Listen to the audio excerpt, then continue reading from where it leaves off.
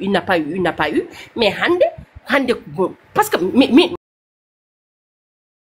biran dawul ebet mais kalam ko sabi Allah nela dum hande ko yeyi ko wadi ko hande les preuves qu'il a fait ala gote e men bardo dum hande e der Mauritanie yimi sana kaldu yo kaldu gong donc pourquoi hande enen fof eden jidi changement mais attends pourquoi diviser nos forces eden jidi changement eden jidi équité eden jidi égalité eden jidi suka men yo jango biran dawul ebet yimme ballam o dañe ko foti dañde ko so change c'est bon so change yimi gittamo bad neddo god parce que dum hundi fof fudderto ko gotol sen pudirimo go dido ma ar tato ma ar nayo ma ar mais so tawi enen hay goto o en bawa ken hasideji god fo men yidani ko hori mum god fo men pourquoi wuy sayo odo na dañe min mi dañani pourquoi ana wana min mi wonani pourquoi odo no jodo no hala min mi wawa yaltu tele bada hala pourquoi odo no halde suka bedo min odo jeunesse be haltamo je suis désolé on n'arrivera à rien du tout parce que le problème c'est quoi c'est que enene koyemen il faudra qu'on se dise la vérité et haldude gonga ko holdum ko joddane gonon neddo goto enen piindir enen kabandir enen on réfléchit ensemble on décide ensemble on fait tout ensemble mais quand vous divisez vos forces quand chacun de vous tire de son côté mais attends vous donnez de la force à l'État parce que quand l'État divise pour mieux régner et holdum vous êtes en train de faire ce qu'ils attendent de vous. Et ça ne doit pas se passer comme ça. Il y a un système qui est là, vous voulez changer ce système-là, parce que vous ne vous retrouvez pas dans ce système-là, mais il y a une autre façon de faire que de vous entretuer. Quand je vois un Haratin dire « Halpular ou Jas et Aduna » et que je vois un Halpular comme Gotemen, Yalta de vidéo, « Hey, Hamadi Samba » Ibrahim Gul Samba, ah oui, Hardan, Palpulat Buri Jazde, Legnolman Ant Buri Jazde, Jolfo O Yaltotoyen, Nenanou, Man Wolof Bibar. Mais attends, c'est du n'importe quoi. Vous êtes en train de jouer à un jeu, mon gars, à la fois qu'on a fait à moi. Pourquoi? Parce que Hardan et Jodido, oui, Halpulat Buri Bonde. Mais attends, An Halpulat, ça Jodi ma Adjabi, moi. C'est parce que, An, tu te retrouves dans ce qu'il dit, mais An se trouve à Bonan. Awana hasid awana raciste hokkanim ko nyamda hokkanim ko jarda ko hali ko pourquoi jabo hen parce que ça n'a pas d'importance au contraire ado hokko on crédibilité mo ganduda o ala dum an harema ko hare wonde wana le fait que neddo no wima ka bondo wala ka modjo parce que tu n'as pas besoin de la reconnaissance de Brahim ou de Eli ou de Cheikh ou de Mahmoud ou de Bamba non an tu es sûr de ce que tu es sûr de ce que tu fais ad andi an kaholion ad andi tungummida ad andi mo jibinma ad andi an kahol ad andi harema et c'est ça le plus important mais le problème c'est que hande enen eden jogi ken eden majji et majjere men ko holdum wana enen c'est que l'histoire de la Mauritanie a été changée et hande histoire o don changeade hande enen jeunesse o en ganda holi enen en ganda to ngummiden en ganda Mauritanie holto ummi ha foti to fitdo parce que histoire Mauritanie horum ko changea et mawbe wonbe do yen be paawuji nayebe ganduda ngoni do gile indépendance be jodaaki be jangini men enen holi histoire Mauritanie gonga mabbe tawawo parce que god fo e mabbe ko poste mum doganta god fo e mabbe nanne naate fuutaaji di odo système iwo bondo kado men wurde kado men wonde abe gonde mum et be kalanta men gongo et ko hunde no ganda fotani wonde moi ce que je vous dis c'est d'être ensemble de réunir de vos forces gondo de Khali Diallo gondo de Birane gondo de Hamad gondo de Sam ñale vote ari assemblée enen fof enen gandi les gens qui sont là qui peuvent changer les choses à l'Assemblée nationale qu'ils soient du côté de Birame ou qu'ils soient du côté de Khali Diallo votez massivement pour ces personnes là alandi odon way wonde maire légalement votan mo so tawi ko Birane woni vote ha heew so tawi ko Khali Diallo adandi way change yimbe be yo votan on ha heew wana Khali wana Demba wana Samba hande ko avenir Mauritanie woni en jeu et hande hare ko avenir Mauritanie wana Khali Diallo wana Birame parce que kambe kebe yimbe tan kebe yehobe enen taxatbe wonde enen taxatbe dande enen taxatbe jodade enen taxatbe wonde député enen taxatbe wonde président donc enen so tawi en gundani en jaadani en jaggondirani en bawa wadde be don ko poti wonde ko min dum jogino mbada halna mon wassalam et arrêtons cette guerre de oui o ko hardani o ko pullo le plus important c'est le Mauritanien qu'il soit mort blanc hardani chapar pullo soninke bambara. Et nous sommes tous des Mauritaniens. La Mauritanie est notre mère patrie. Donc nous l'aimons et nous n'aurons pas plus que la Mauritanie. Et c'est tout ce que j'ai à vous dire. Donc, bonne soirée. Et Ndiaote et Jam, Ngondone Jam, Kaldone Jam, Hamundira. Big up. I'll do the Balema Harry Gong. Waleneni. Harry Gong. Harry Gong. So you go be down why be that boy didn't dia he. Non, mi halni malum gile kikidi. Mi ma quel que soit les dérives de Khali Diallo ko neddo men gile kikidi ma halni mamadou ka chalido tu lui as taxé de traître. Donc gile kikidi dit ko wa. Voilà. Min ko ça je te l'ai expliqué depuis kikidi. Ah explique na ni refusé de le comprendre quand on a beau mo faire. Wala ko tentado joni mi mela fenani wirto kam ben annene haali do so lama won enen nani minema wana ko life lama gonede minema ana go gaw nani min ko pam wobo go gaw jabo question men odo vas-y maître yi winnande ne wadi ne wonande démentirde ko haalate caggal leydi wonande yimbe men giley Samba Thiamen Ibrahima Sarr en Khali Diallo en biramen o démentiri dum wana tini dum taw jonna mi winnande ne minan min di men bi Khali dum kam wana haydar wana nyaamodirde hakkude amen ko juste tan Khali kam wino amen maître il ko segel mum o wondi o wi amen so maître jomen voten maître il min wonduno way makko on insta so maître il ko segel makko mo holi mo wawi kadi wiide nyane wonde so yidum ne jabbi jabbal gongal ko wana jabbal mo be kalduno gal kanko wonno directeur campagne mum e o mo wattu me lawol jonnon maître il men jidum ene dari ene windi windande opposé ndemo kanko hoore makko yeddonde ko haaluino caggal leydi e kanko yi wobbe nayobe biyan mande e jonno min mi jinno gartana amen ser procureur taw Khali joni foti hoore mum wala fotani joni mi wodanma histoire Mauritanie c'est Mauritanie dagni indépendance que 1960 avant de gagner indépendance 1960 no wadi halpulereɓe e sarkuleɓe e jolfuɓe e safalɓe jooɗino less hayma jooɗi less hayma ɓe mbaɗi réunion maɓɓe nde ɓe mbaɗi réunion maɓɓe halpulereɓe e heddiɓe donki pamodirde capato no wonno ɗon kanko tan goto ɓe mbi o wi joni tade onon donki famodirde totte kam min mi laamo Mauritanie woni Makhtar Ould Daddah laami Mauritanie ngummi den don 1966 il y a eu le manifeste des 19 le manifeste des 19 nde be madi lettre mabbe be biya be jaltina dum ko Makhtar Ould Daddah be don jagga cioka hunde mabbe piya ha may nde hayne be mayeta be jogi sekelaaji ngummo den don payen e yimbe flam ko be jodi be mbadi réunion mabbe e fof be totti rewbe mabbe tappi lettre o donc foti yaltinede pour ne distribuer population o tinani que yimbe flamme et ne poti wadde marche pas pour sumde Mauritanie comme no yimbe be mbiyat mais pour que changement no wawa wonde parce que arabisation o à outrance no watno donc be mbiya be mbada hare pour que hande arabisation o don no wasa wonde neddo gondo e mabbe yefti lettre o don yehi nawon dum nawi dum ministère de l'intérieur den ko Eliwol Mohamed Val wonno don wala mi anda hollu mun après be nanga kadi kambe ne ha hunde mabbe yaltina wuro ngop événement 89 ko kalantuma mi do en ko min yehi ha Sénégal min jodde les réfugiés mauritaniens no joddi me mabbe be bima de États-Unis wi yebe neldu liste pour be recenser kala réfugiés mauritaniens gondo don pour no wawa hokkede kayit ene yaha États-Unis tinnobe dum be ben badi ko malde mumen mbadi indeji mumen neldi dum ne be neldi dum de américain yi nelditi lettre be mbibe onon wona ni poddon comment ça se fait que tant de personnes neldu don be mbadi be beydi wadbe adi yem minema ken réfugié ji mauritanien ji procureur eden baldi même soudou mbada fina mbada foti yaade aéroport mbada defta ya volant mbada ya Amérique mbada wonto ya réfugié minema fof jaltina Mauritanie mi dano mi wima jango pot mi yaade ko Fouta est-ce que nana kam est-ce que hedo kam procureur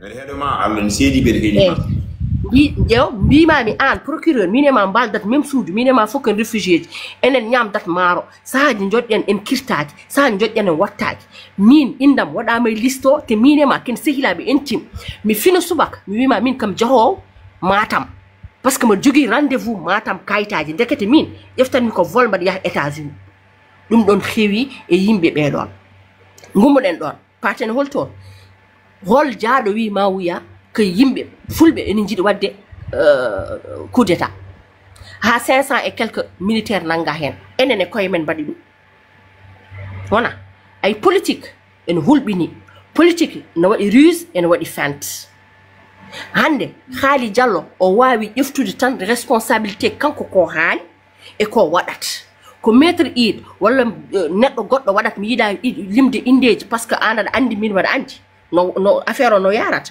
mi yiɗa limde indeji mbaɗa tooña jangga ɓe mbiya mi wi indeji mabɓe Haali Diallo mbaɗa wawi wiide inde mum par ce que c'est un ami et c'est un frère Haali Diallo o wawi ƴeftude ko responsabilité ko haali e ko waɗat mais maître Id ko gorko mawɗo kellifaɗo omo woni politique minen maître Id nde naati politique nde min natani politique maître Id minen mbaɗi ɗum député parce que o haɓe Ahmed Dadda min mbimo ƴeew yaltu sa yalti minen mamin mbat porte à porte mamin mbat fof ha gonta député min mbaɗnimo porte à porte min mbaɗnimo fof ha wonti député a faami minen hande so maître Id woni hunde minen liggi ɗum wona neɗɗo goɗɗo aɗa faama wala famani donc c'est juste pour te dire goto fof e mabɓe e responsabilité mo jogui goto fof haala mum ko kañum jeeyani hoore mum Haali Diallo ene wawi jogade ɗum ɗon wiyete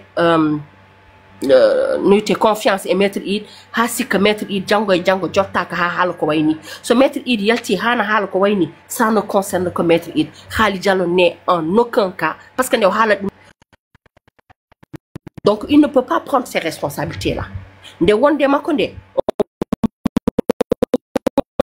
ni seggam omo wiya men enen fof yen vona parce que ko Haali Diallo wino men ko kanko ko neɗɗo ni e ni so yehi hawa change o wonti neɗɗo goɗɗo on a responsabilité Haali Diallo te mi haalanma baajiraji mais est ce que Haali Diallo ene foti yaltude ɗaɓɓina hoore mum kam ɗon kam c'est normal sino ko an wonno ɓe ande yalta ça n'engage non procureur ça n'engage en rien Haali Diallo propos ɗi ko maître Id yaltin ɗum ko kanko concernani Haali Diallo parce que Haali Diallo wawa force de maître Id na haala ko fotani haalde onon aɗon min ko jinmi ko onon so ɗon kaale Haali Diallo walla oɗon ƴeewa Haali Diallo ƴeewon Haali Diallo liggey mo waɗato assemblée ko waɗat ɗon e liggey mo waɗat sur le terrain ko ɗum waɗi importance maître Id yo Massamba min Awa Siriba mbaɗa wawi yaltude mi haala hunde hande kono ganduɗa an janggo ma noddi mbiyeɗa procureur tatama Awa Bade haali o bone est ce que en cas responsable e ko kalmi ko tu n'es pas responsable mais Haali Diallo kanko wi amen ƴeew goggo awo ƴeew o wi ko walla so on rewani lawol mo wattuɓe lawol ni wino ko gonɗo e aɓa vidéo mi jogui ɗum ha joni o joni o wiman on so rewani lawol e discours hande pour o laɓɓina hoore makko on fonno kam yaltude kam kadi maître Id ko kanko yeddi wi ko haaldata koye makko kanko e birama e woɓɓe Samba Thiam en wonde woɓɓe haaloɓe bonnoɓe inde leydi nde kanko wimon noon kanko wimon noon est ce que wimon noon est ce que wimo haaldata birame Samba Thiam a yiyan windande de maître Id ko kañum windi kala jahoɓe caggal leydi ɓe ne kaala de apartheid ngala potani jogade fayidagal e mais après kanko wona eyyi mais kanko nde wi noon nde o gasi wona o yalti o wi fat kanko nde wi noon haw gasi wona o yalti o wi no ƴeftirɗon affaire o kanko ko haali ko wona gotum donc c'est une façon de dire que kanko non fat parce que il sait qu'il a fait une bêtise et o yalti histoire de yafnade o changé haala ka président parti maɓɓe yalti haali wimon ko wi ko e ko ɗum ɗo ko ni e ni fiti déjà ɗum ko yafnade par ce que an ka gorko mawɗo kallifaɗo a yalti a haali hunde a ruttima hen caggal a wiyani noon ko ɗum mbiɗa mais ɗum ɗon tan yoni men kalden gonga heddoto noon est ce que men jaade makko gongol est ce que men gonde makko est ce que men liggido e makko est ce que men kokkimo confiance mo joguinoɗen no ko ɗum woni hande o haala ka par ce que kam neɗɗo sa funti amen lawol gotol mbe sikka a wonta funtide amen pour min kokkuma carte uji amen e ɗum woni hare nde gasi joni a faami eyyi allez bisous merci clarification seeɗa ko fate mairie ko kanko o yaani o ɗuminano o yafnaki o wi ko yimɓe ko nani ko paamani alors ko haali ko c'est clair donc o jogoton courage tan wiide ɗum ɗo public o yakoma o ko wi yimɓe famani ko haali ko par ce que o haali ko way kono ndiyami leydi ni.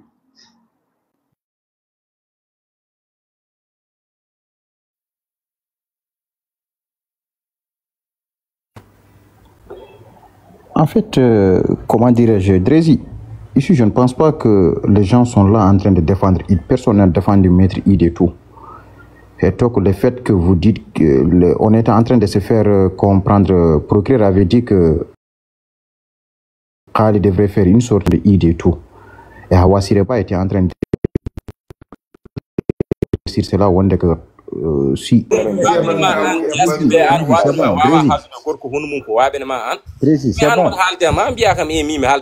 non ça fait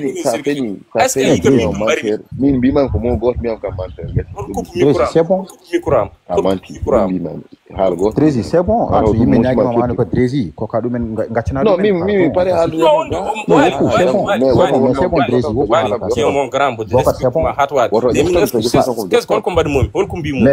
Mais nice, go preni halaka kalden pamondire en fo gonno koy famudire en fo fandare men hersini so den kabdo nyamude non c'est bon ngacire ni Bokar ko erreur tan wonno non Bokar le fresh boy no yo mari fa la taran anka vrai d'accord manik ko sa kaw no Drési a famat kaw mo nan arte men joni wondi koy men famille min hay gorwa non forse min je kartela min ede malama min hay gor yiyan kam bor wari hay gor yiyan kam bor hirs hay mobi biyato o warani hirsani on hay buruma kadi mo wiyedo neger sival gonnu war halu kaw mo xare yoni warna non min kama on tam wa burde on wa burde walla on wa burde jaw min jaho Europe ne mi haldo walla min an ko min ma kalda min ma kalda wa burde kalda ay yirani kam bone ay Drési yoni hala kaado afami wappe kala kaado comme nyaagidi man woni gorko modi kilfara dere lay fara haala dido haala comment neddo ya Europe wi leñum wara kafar wi ede malama edem gay malama wona mbida comment neddo ya yo kanko on pitte safalbe wa burde mino ede gay malama yo jine edem malama an kalde mi leñol gol de edem mi haaldane leñol gol ko an kalde mi de kalda me ko kaldude leñolo fof kaldo o noddo leñolo on kaldu mino joni hedim an joni ko minema kaldat mi haaldane leñol gol ha sikko godum mi joni ko kanko tey ko bawda hen. Yes, c'est pit de service.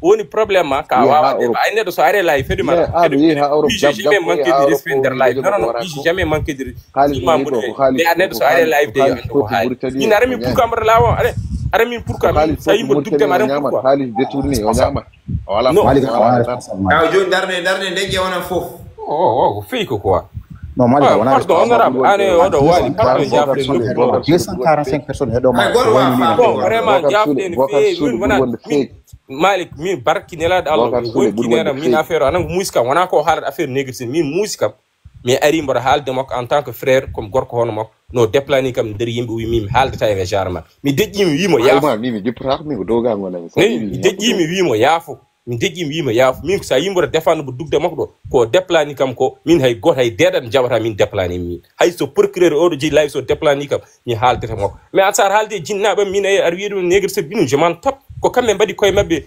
politicien ji wona haajam neddo so woni hunde wiete min mi défendan do baba min défendum ko koy horam ko mon jandinda do devant 200 personnes dum tekki mu dugdema Brésil min horam mo nalda e life mo famille amen ko non way e fo donc min jabara wona responsable jane hay ko procureur o wona responsable min jaadani mabbe min jeyake mabbe min nomaka famille non an position man la mais Bokar Bokar odo qui est un combattant, il est apolitique. Procureur Anne, qui est un combattant machin. Et min dokkima jam Biram ari do nyanden min jiidum mimi yi Biram xaali do nyanden de mimi yiidum mimi nanane Biram ni wi wonde jottindirane xaali o wima ko Biram wima ko mera joda 3 jours 2 jours haldana haali te ko politique won ko ala hakkunde mabɓe guila nde ɓe cirti te kadi probléme serdani ko mum fof yaari banggue muɗum e conviction kono omo andi haali ko neɗɗo kadi Birama haali kadi ko ɗum woni ko haalata e Birama min mi meeɗa jooɗade billahi ko Allah ɓurinimi e ko jiltomi adunam mi meeɗa jooɗade de jiimi ɗo haali bonni Birama e enen noon sago men ko habde systéme tawi ko gonga e meɗen ko ɗum ɗon hay so tawi ni ɓe mbinodirino hay so tawi ɓe mballodirino garen ƴeewen noɓe kawriri ngare ƴeewen ɗum ko an ko ɗum fof wonde politiquement wona daraɗo aɗa wi Birama wini walla haali wini par ce que haydara mi haalani min mbiman ko wi o wondade Birama ɗum kako haali an hande wonde yimɓe ƴewarma I mean, nous sommes des amis. Mais quand on a câblé Khali, mi yaadani yiyande Khali. A famille, il faut que Pama me jogi position comme Niawo, il faut me heddo mi woni Niawo. Mi ñaami baaba mal dande de ni ko Niawo tan. Min Khali bur famdu de gedam. Khali mi rewe mum ha jenni ko re jam ko yeso ma wonno ene fo wonno groupe. Yenita ça à quoi cela va changer dans la lutte?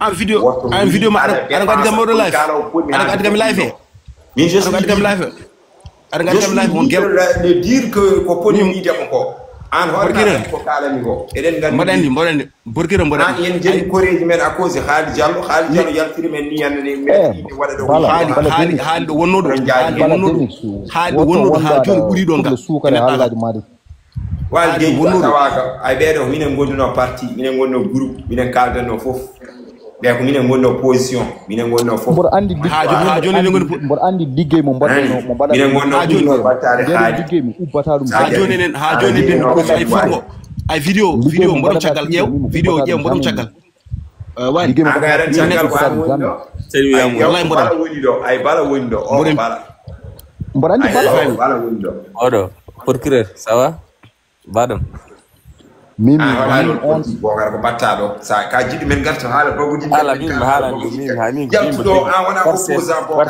warse min ko balan jimi ko no hande toy ko ngala meda wadde live hedim ameda wadde live ha gondumi ma sawna hal min mo jigi bala question bornam do dum tan bala bagudi no jeyaadi bi bogar fili woni do posen ma question so wi ya attaque ya bala kawo mundo min de so net namdo kam tar har bama namdo kam sa namdo yara ko min namdo da min ko bala an namdim parce qu'il paraît ko photo ngo ko an jimi da a fami caggal Khali Diallo a fami question ko ganduda kan neddo pose to neddo ko andi walla ko goddum ko min namdalam hande wona problème Khali Diallo e dum do parce que min politicien ko wiete harijo gaen kaldata en dum do en ummato min den ko joomen ganda politique mais en tant que hande Birama e Khali Diallo so bida hoddum e repère ko kala acco hala ala min fama en hande ko mi fotan dum hande mo de yaade ma hande barki nelaade Allah jew e wonki nena jew e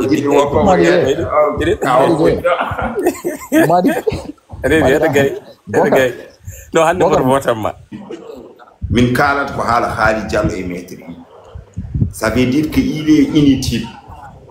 Est-ce que c'est normal un président de parti goppo vice-président pour nous le vice-président pose candidat kanko to woni kadi mi halan ma emin jogi armuji goddi e ma der gurnam privé dum don kadi sa hokkani hoore ma jam min katta day mum leer haydar ay qazwani mo mettoda gada mum ala foko men bieta dum ano ka wona min hulani de min ko déterminé be pari wadde fof ne anti inutile an ko cernajo wi ko e ko metti idi wi ko so tawi ana wadi windande ma ada gomdina ko gonga ada ninya goddo a fami jaaruji yimbe fonnobe wattede sakuji sappo idi maro nyame fami dum burani amen nafoore e gurdam ma ano goldo leñol non so gol hudi mama tan ko laakara paada so gol woppi mama capaara votan tama sar kulle votan tama ane ko mina tan wonno do men goppa parti yel ma kuula kadi ma yi ko men biyat ma ko wodi e barke qur'ani hakim parti frit ma kuul kedde 40 mon ko wonni ko 2025 ko dum do wonde combat o job amati tijaani ma wonde haydara ma safal be natti sokhul dem ma qazwani natti sokhul dem parce que ala yimbe ma Khali Diallo woppe maître id natta naftem ko fuutaji amen votanano ano a suusa darade fuuta aɗa waɗa conférence de presse aɗa wi yimɓe e votan kaswan hay goto ɗa wawat ana wawat ɗum tie mal placé pour faire ça fami donc noon mo joguinɗa goto ko yaltata hay goto ndewata e mama min boycott parti ma ma wonto minable battane bonde ma heɓoyi ko minen mbima ɗum an noon famdiri ko gonɗa ko yaade ne kottane wiya aɗani ko maître id haali ko gonga haaldata koye président biram ana famdiri haalde ɗum so tawi aɗa jogui jinnaɗo ma ne wuuri kadi o famdiri wiide ko kaari haali ko wona gonga son kaali ɗum e génération taariraɓe ma nayo kala e maɓe kalno ɗum e mbi ɗum kotti no kottirɗa ni saka an yen ɗo kitta fokkare ma fokkin face ɓeɗo genre uji yimɓe ko minabluji nègre de service uji joguiɓe parti ji bonni yarwoɓe ƴiiƴameje yimɓe huɗaɓe yimɓe jasɓe yimɓe nefniɓe ko kuddi tan leñol ngol jugo bandiraɓe kala ko mbimi ɗo mbiye amin allah jaɓoɗi allah bonnumo bonna parti makko fuusa ɗum o wasa heɓde sago makko e men o wasa feccude men kadi yo allah bokku kadi haali diallo yalte mabɓe ɓe ganda ɓe natti wonde haydara onon ko neɗɗo goto jogui ɗon onon neɗɗo goto jogui ɗon à part haali diallo onon ko gonɗon an o mi andano mum oɗo mi andano ɓe yiide hoore mum avant 2019 2021 goto andaɓe hay goto andaɓe o wawa wonde opposant yiiɗi wonde ministre kanko jiɗi wonde ministre an procureur a meeɗi neɗɗo won opposant jiiɗa wonde ministre comment wona opposant wona ministre Drési oɗo yimɓe fof ne gandi to yalti gondirɗa koye biram gondirɗa jamfiɗa ɗum à cause de wonɗo président Abdoul Aziz wima ya jaf ya woppu anani jamfiɗa exactement popularité non kamɓe déjà ko calculaji maɓɓe ont été résolus et tout wonde ko frit koko fuulat frit so kuuli ɓe il va falloir qu'on s'attende à ça parce que Fried Koko Gassat ça va couler, les gens ont commencé à boycotter Fried. Bien sûr. Parce que déjà parti on a tiré de crédibilité. Hande ko fon wonde combat ko Fried yo boycott. Valeo hay goto ron votan Fried. Ça c'est de notre travail. Gande id jamfimu mon. O wi mon id wi mon on tampinaka on piyaka on baraka lendi ko normal id ko dum wi communiqué kanko jooɗe télé wi noon jedduɗo ɗum fof yo ya Sahara Média non yiyama Sahara jee toon jeeɓoyon ɗum iidi garnoɗo e élection ne fuutaji o on jamfima mon hannde donc gande Fried o contre mon haali Diallo goto won noon neɗɗo nafo kanko waɗi ha ganden Fried kadi sino wona kanko en gandata Fried donc hay kanko eɓe kaɓomo par ce que honorable haali ɗum joni joni haali Diallo no waɗa ɗo ɗum ɗo campagne de diabolisation ɗe yimɓe fof jalti défendima haali hay parti ji mo gonnani e haali yimɓe woɓɓe yalti gonde haali par ce que haali wonno koye dénigrede wonno koye ustede mais en jii parti makko yaltani waɗi communiqué an min neɗɗo gonɗo e parti ma membre parti ma hay sino ko ɓuuɗomo famɗude e membre ma so waɗama diabolisé aɗa foti yaltude mbaɗa communiqué walla jalta mbaɗa conférence de presse pour défendade ɗum pour défendade ses propos mais mbaɗani ɗum mais pourquoi Biram yalta walla haali yalta yaha extérieur kamɓe jaha ɓe mbaɗa communiqué firti kamɓe considérani haali donc ko utilise ɓe haali pour ɓe keɓa audience koye notoriété haali notoriété haali ɓe jeehi par ce que haali ko crédible jeunesse o écouté haali donc hande ɓe jamfima haali ɓe mbatti haali comme ɓe mbaɗi haali comme une petite personne e haali wona petite personne à nos yeux, ce restera toujours une grande personne. On va continuer de le soutenir. Mami Mbaloum, how yalta au moment difficile pour rejoindre les gens qui l'aiment. Parce que nous, on l'aime, mais on n'aime pas avec les gens avec qui il traîne. Parce que les gens sont en train de saluer son image. Mais comme nari, tom nari, ha pari e nari, koyde mabɓe nari, en ceernaɗo ɓe jiiɗi koyngal haali ceene, te koyngal haali ɓe mbawa ceende ɗum. ay goto wa cende koye haali o jaɓata ɗum da fandaru mumen e laabi ɗeɗo fof jilto tan wonde ministre yiiden Befama Tijani honorable mi wima noon e l'avenir nous donnera raison ɓeɗo ma yiiɗe gouvernement garowo so wona wonda kasmani o gasi so wuli président walla wuli ndiaye goni président ma yiiɗe e gouvernement o et puis ma yimɓe mbi woyi hewliyo min kaalima gande id jam fi mon onon fotannoɓe yimɓe fof gande ko jalfino donc enen fof boycotten Free ko ɗum woni ko mbawa joni par ce que kamɓe procureur sa ƴeewi haala kaga pour kaɗa yalta enen ɗe balɗe fof eɗen kala ana wanno life aɗa haalano haala dossier passif humanitaire ɓe jinno ko ñifen haala ka ɓe gadda ɗum ɗo gonen e concentré ɗum ɗo goppen ka ɗon haala kadi iiden ko nulaɓe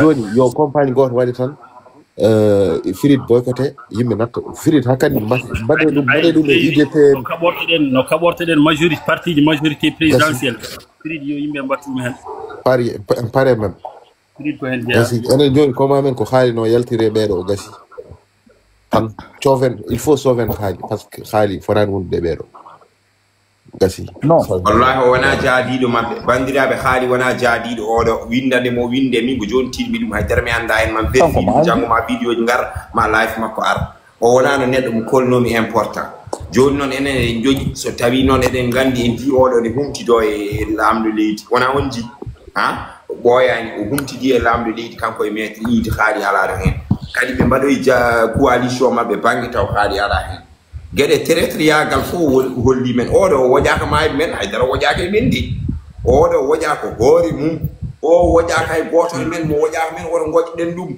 bandiraɓe enen en kewi doole eɗen kewi en neɗɗen bolle puyde so are men ne holla men gueɗe cagarte en duttinat ɗum musiba ɓurɗo bonde anani mbatten ɗum minato nafta wonde haydara laamu safal ɓe natta sohlu ɗum ka par ce que ko yimɓe ɓe tan so yi parti Free on humtoyo paɗe won parti ji hewɓe éliminaɓe par ce que aɗo gandi pourquoi ɓe élimina ɓe jaltani hay nokku ha yimɓe hewɓe fotananima oɗo parti noon oɗon gandi so haali yalti hen kamɓe ɓe jahat fayi ɓe kuuɗat no batoji anani maître Idi hay koreji mum fotanani ɗum ko fuutankoɓe fotan ɗum donc noon ɓen gotannoɓe ɓe ko nattat fodde e parti Free natta wodde gonka men yo parti Free nattu jogade doole yo nattu jogade doole wayno 100 parti mayɗo e nder Mauritanie ene heewi soɓe natti jogade doole laamu natta sohludeɓe en jaltata ɓe kaala des choses hay soɓe kaali watta valeur ko noon mbatten enen leeɓi oɗo Joɓama Tidiani weeɓi habde ko parti makko jogui kanko jeeyi ɗum omo heɓa hen gartama mawɗo e kaalisaji e liggeyaji caggal élection ji o proposé o hokke 300 personnes o wawi liggidde ɗum a faami ko noon ɓe mbatte kamɓe foof yanoɓe élection ji oɗon gandi parti ji ɗi kokke ɗum caggal élection ji opposant ji e foof faami kala parti ji anoɗo pour dépose noon candidat donc noon ɗum ɗon fof natten oɗon ko ñamirgal ngal ɗon fof o natta heɓde minen noon komin koreji ma sa wi aɗa haaɓe amen haaɓe musiba minen en boni en puuyi faami kaɓata koye fulɓe kaɓata koye yawɓe kadi kaɓata ko min jejjitta haydara hay sa maayi min jejjitta emin mbawi haalde hay e maayo min mbaɗi jaga jang noon min aɗi yaltude vidéo kalme makko ɓe goƴaka hande wonne koye révolution goto bandira hono yimɓe gonɗinnoɓe mi yejjiti indeji mabɓe mbi so tawi aɗa haɓani hunde so tawi bande nanto ene haaɓo ko kaɓeteɗa ko woto won ɓeɗon so dañi warede yo mbare wayino noon e instant goto e yimɓe révolution mawɗi ko noon mbiɗo enen noon ken julɓe en mbawa wadde ɗum kono eɗen mbawi nefde jomum elde jomum wasde kadi oɗo oɗon gandi o ala valeur hewɗo ganduɗamo déjà so woppitama e hoore makko tan o boorama on meeɗa yiide omo are fuutaji men on waɗa discours kanko jeeyi parti o kanko woni président parti o posani candidat présidentiel no président parti waɗata ni o totti ko vice président makko par ce que il sait que très bien il est mal placé posde candidat présidentiel wonko woni caggal makko heewi ko wona tan affaire ɗum ɗon won sirruji goɗɗi kon ganda onon donc ɗum ɗon fof nan moftini aduna ko gurdam privé goto wawa haali ɗum so haali no wawi dañi hen caɗele ɓeɗo yimɓe haydara ɓe gonani en haalana moon goppen mo nefen mo goppen parti makko natta jogade doole o anda o koreji makko kokkuno parti o doole ha laamu safal ɓe nodda ɗumen e nder palais kumtido e mumen minen kokkunoma doole koye fuutaji tan de mbimani e Nouakchott kadi ko fulɓe ɓe tan e jeunesse o ko ɓen ɓurno rewde e ma ɓe ndewinema ko à cause de Khali Diallo et maître Idi mo Khali Diallo wino emen ndewe mum après avant bien que on instant holko gonno ɗo haydara o keɓɗon kandi dibiteji mon jeegom ɗi ko à cause de Khali Diallo wona onon ko tedde waɗama le député de jeunesse il faut voter ko firi dañɗon hen gartam votana partout maître idol ganna ɗum an ka pulle hono amen ko magama jeeyiɗa te kadi min gandama wattani discours uji ma guiɗa avant kadi wonno biram d' accord kono à part ça min jiyanima aɗa dari darde mawde min jiiduma tan koye laamu ngu wattini e donc noon hana famde guite amen sa mon frère famde guita mbaɗa hen mono focco guertogal ni eyyi e kala nègre de service ɓurɗo mawnude kadi ko noon waye amen qui est mal placé wiide ne justifie ko maître id haali koko ni wayi waɗi ko ni wayi an kokkaɗo récépissé damal prison an jam fiiɗo ko gondunoɗa biram kokkeɗa mbiyeɗa ya woppu haare mum ya rendinoy haal pulereɓe koreji ma ndendina mbaɗa ɗumen banque te fokkare e dara marchelaɗo joni Malik gina mariɗo demande ma yettani kam min mo jinno haaldude ala ɗo joni c'est pas la peine quoi. C'est pas la peine. Ok, on va dire. C'est pas la peine comme si tu comme quand voilà, va français wal. C'est pas la peine. Continent. Oh. Sacré Mali. C'est pas la peine. Non, harende hankati ko populariser la lutte et tout. Ko coule Frid nata what parce que Khali ko voie de récupération faya Khali va être récupéré et tout Allah et Adam non ko dans sur quelle base et sur quels critères et dans quelles conditions qu'on va récupérer Khali mais ngande Khali quand même qu'on va le récupérer joni ala problème Khali non jakkane ɗum kalanno mami nane récupéré dungo mawni nammo oɗo binduɗo ndeɗo windande ne reconnaisse hunde nde ko parti o ko kanko jeeyi ɗum gartama ko kanko jeeyi ɗum waji non kanko jeeyi ɗum ko parti makko et tout mais bon ɓe déjà ils sont déjà préparés et tout aɓe gandi parti o to fayi ɓeɗo ɗo e 2 ans walla ɗo e 1 année hoto bette so Diop Amadou Tidiane nomama ministre walla Id nomama ministre hoto bette min ça ne va pas me surprendre. Pour wana clair il faut ko mbaɗen vidéo ji mbaɗen message nene Kadiata Malick Diallo e Coumba Dadda ɓen fof ko fulɓe jeeya koye men ɓe paama so tawi ñande wonde ɓe présente ɗo koye parti Fride min nanani probléme mabɓe entre mabɓe ɓen min votantamon ɗum kam gandon ɗum gandiron ɗum no gandirɗon kon maayoɓe ni somin pelliti habde oɗo onon son wonde mabɓe min votantamon.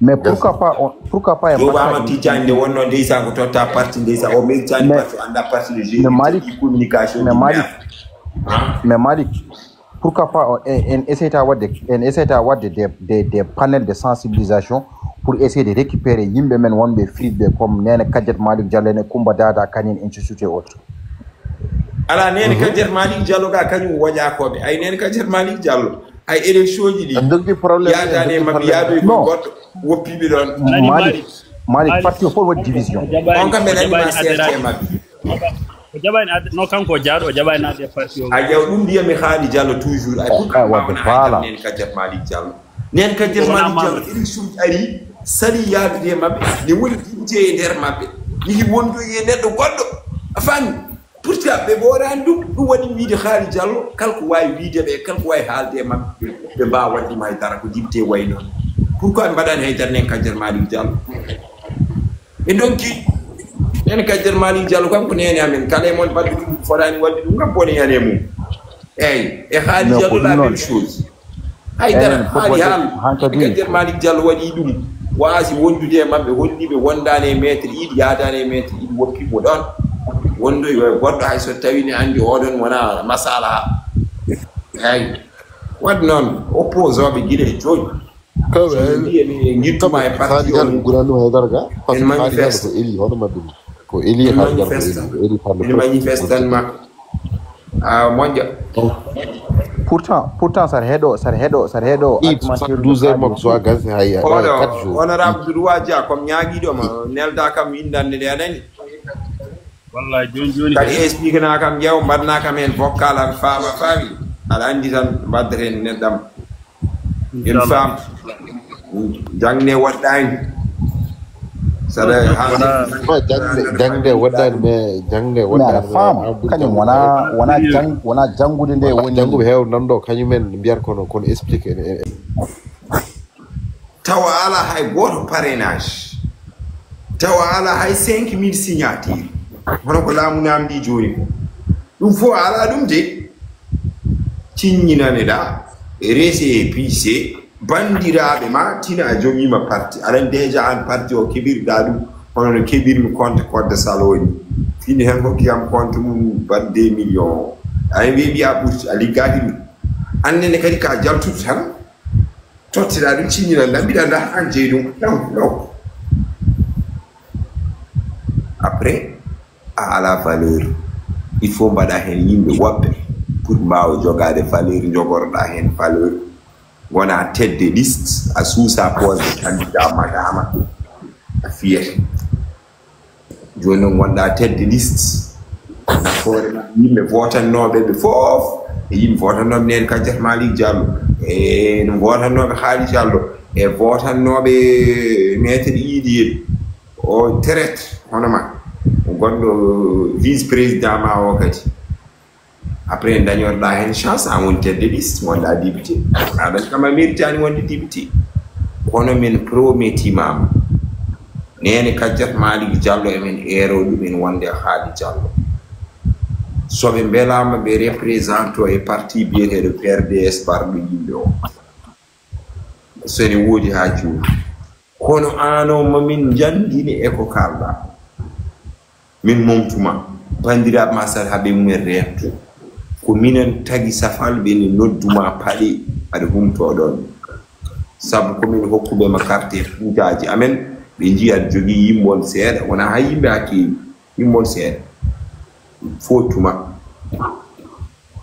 joni noon mamin keftu ɗum wona aɗa andi min mbawi heftude ɗum wona aɗa andi ko taga ko Haali Diallo e Kadiata Malick Diallo e adduno oɗon votane ha kadi jogo oɗo possibilité nawede paari ene gueɗe paari noon mais waɗi 100 parti ji maayi no foti parti ji maayi ene keeɗi emin jiiɗi emin suweti emin ñaagui Allah e ñagani Allah e ñaganima ya jeeye e ɓeɗon e battane bonde e parti ji bonɗi pirtuɗi par ce que saɗa waɗanno amen nafoore tan min mbiyata noon ko a natti jogade et donc aɗa woni ɗo aɗa témoyo kadi e affaire uji ɗi kadi ɗi merde ko maître yiide haali komin mettini komin beltaki min kam mi tinani ko joni noon puɗɗen gueero to Allah jaaɓi oɗon mbawi jokkidde kaalon bandiraɓe.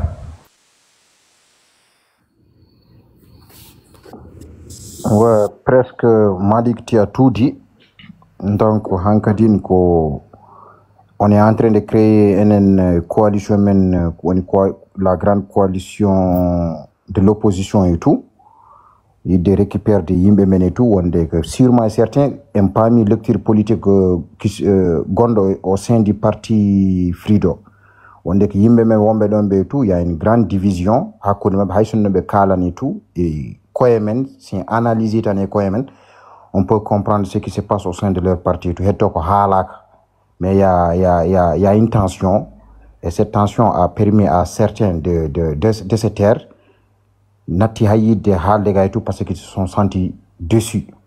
Donc, on a le moment idéal et tout. Donc, derrière, il y a un panel genre pour boycotter le parti Free et tout.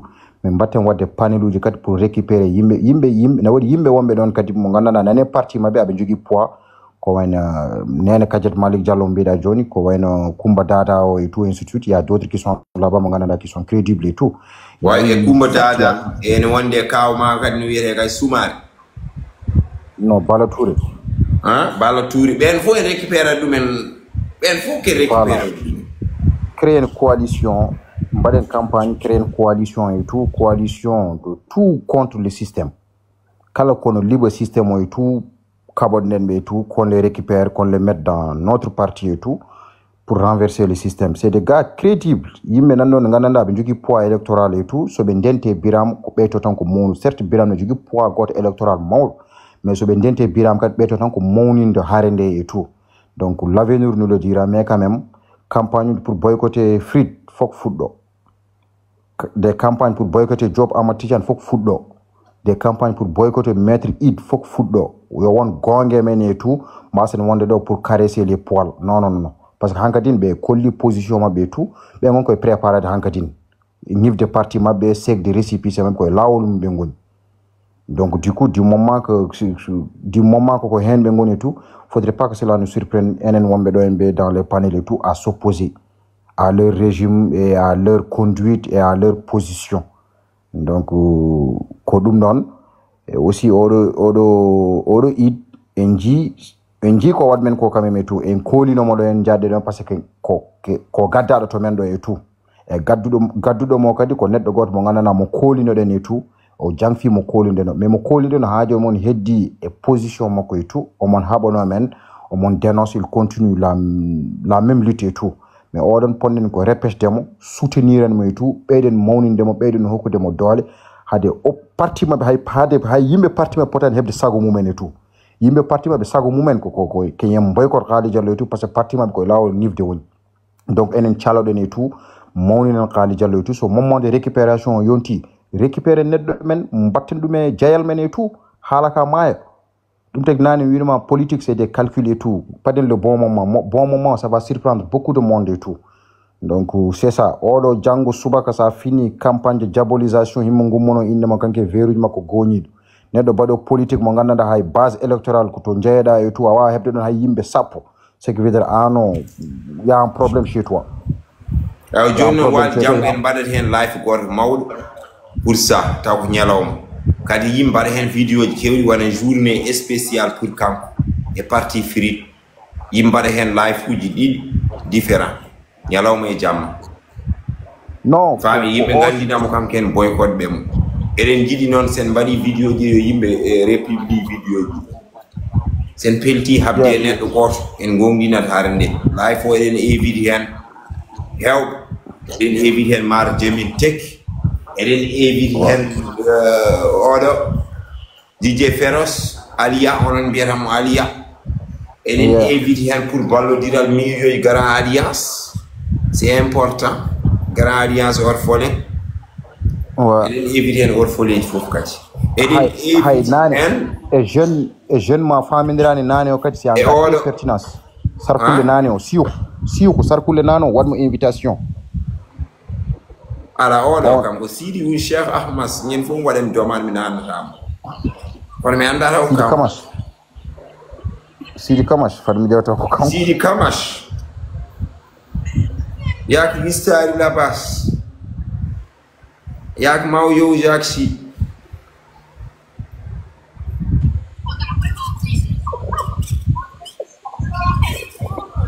ko kanko kay wi ko kanko.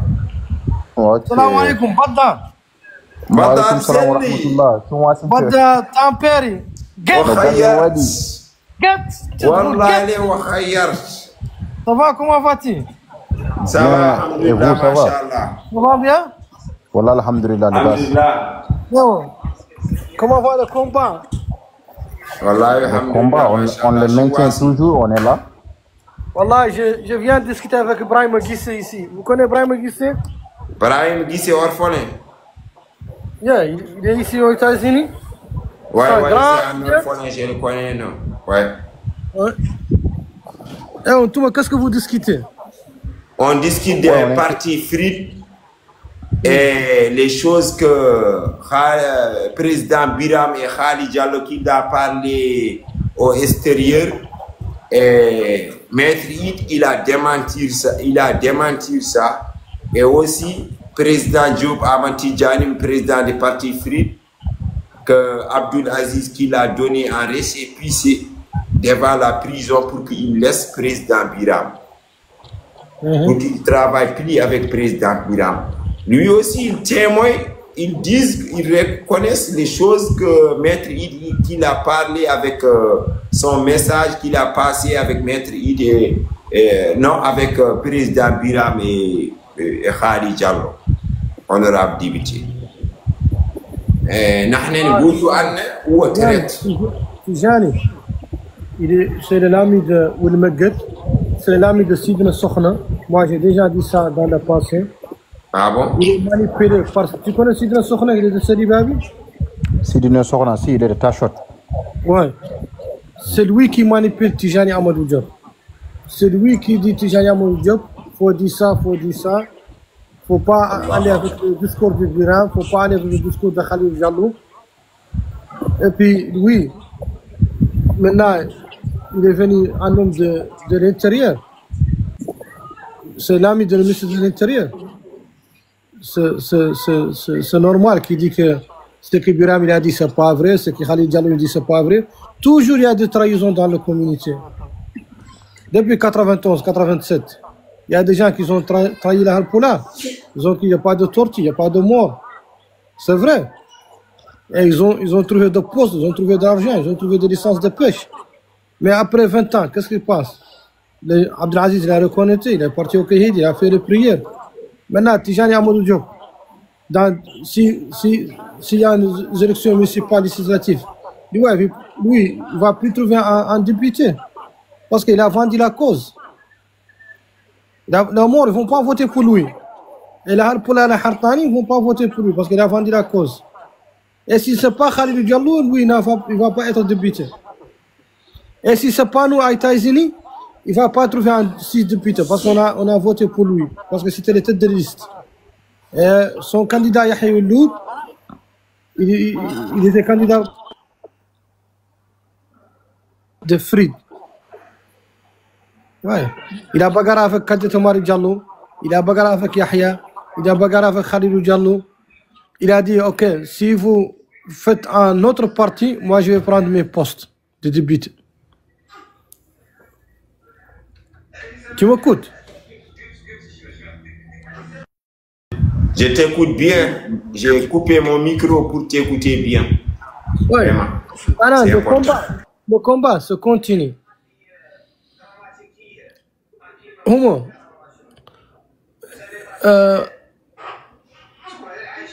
Maintenant, si les vidéos toi tu as fait, c'est plus suivi qu'un député. Parce qu'un député, il trouve 2 minutes ou 3 minutes pour exprimer. Toi, tu fais 1 heure de temps pour parler de communauté et tu amènes les preuves et les vérités, les gens t'écoutent.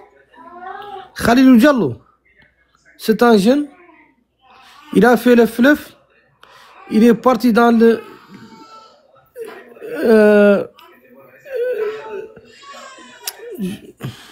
I'm sorry. Où il y a le problème des citoyens.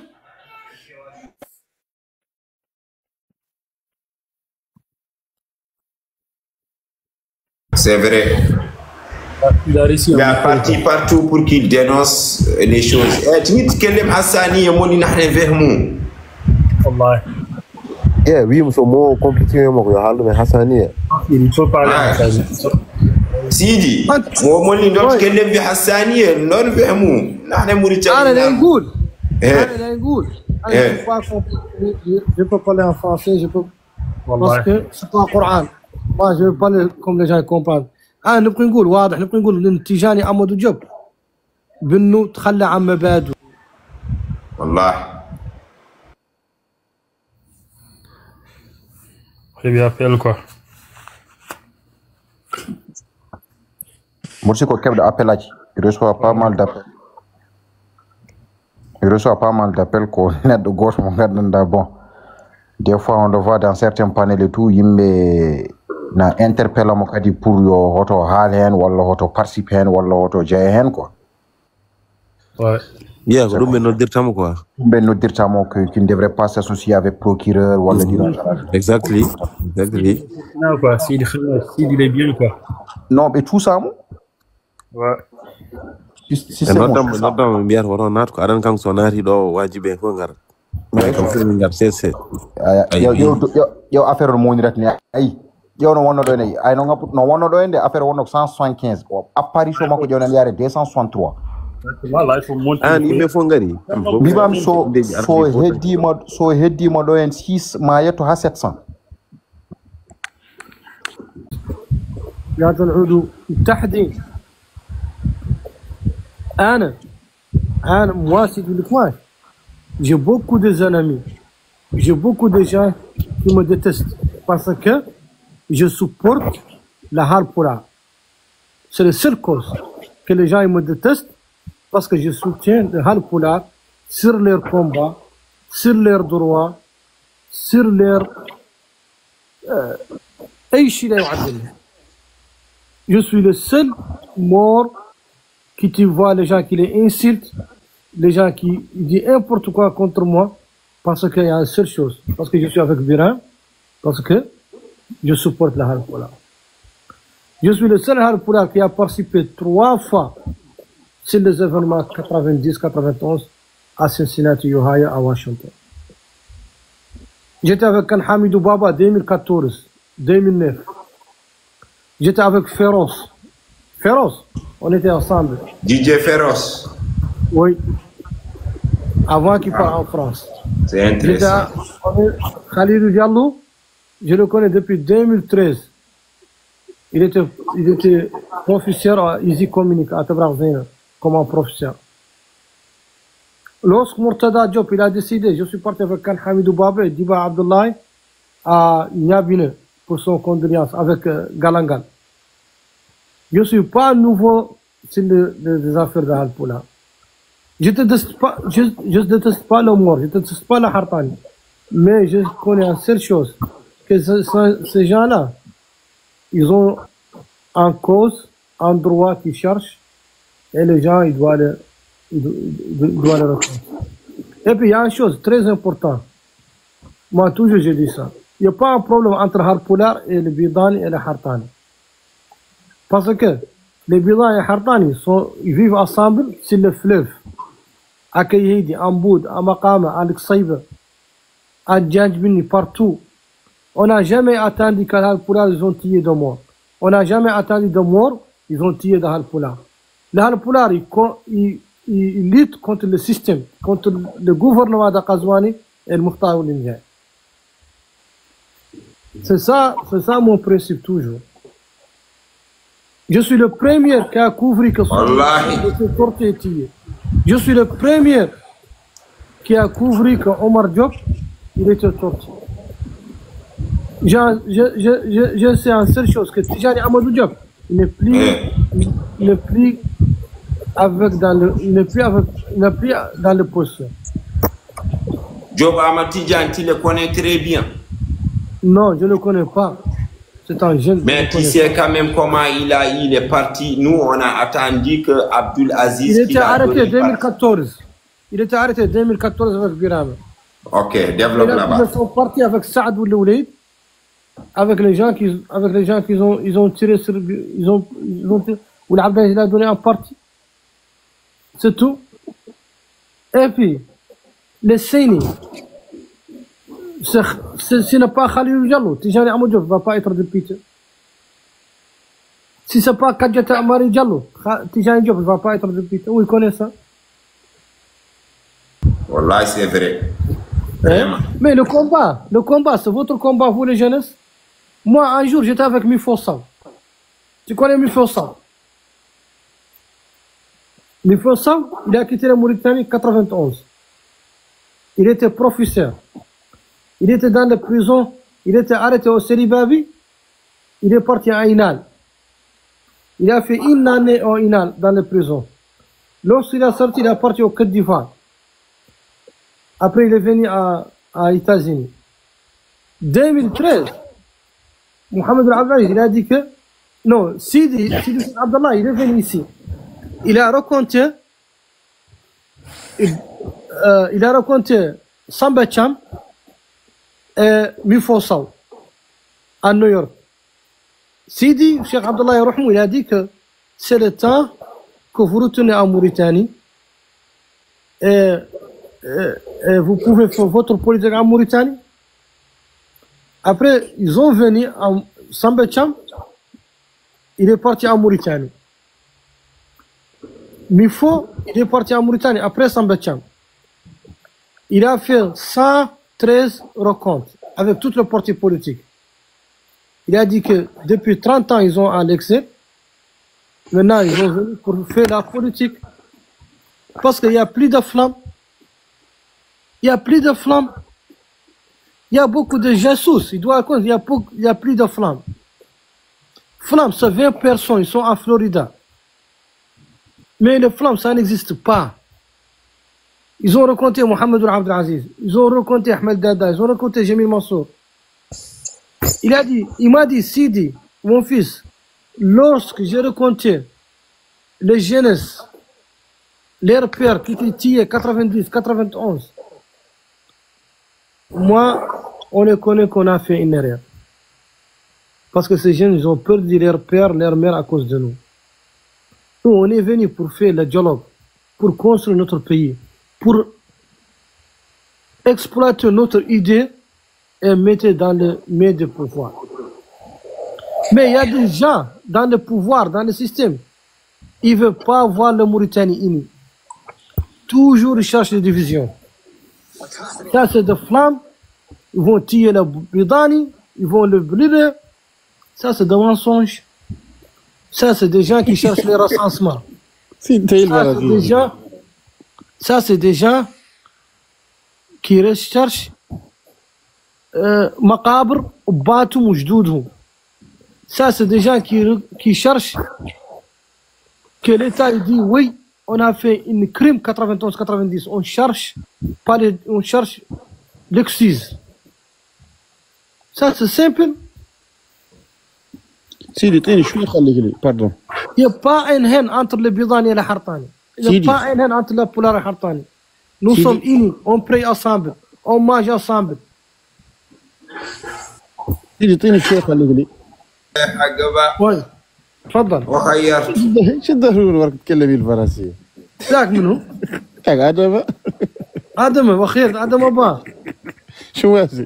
أو تركها لابد تمون دخلوا لهم أو سدجين لابد تمون دخلوا لهم يعطيك هذا البرنامج عاد الليل عندنا ويكون كذا جمهوري صاحبي إيه أنت pourquoi ما تجي كندا toi ça fait l'occasion pourquoi tu viens pas au Canada? Ça fait une bonne occasion. Merci Sid Le Kamash. Ah mon frère, toi tu faut venir au Canada.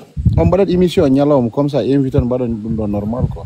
Wallahi ne yak moni Sidi Kamash non diru émission la. Adama.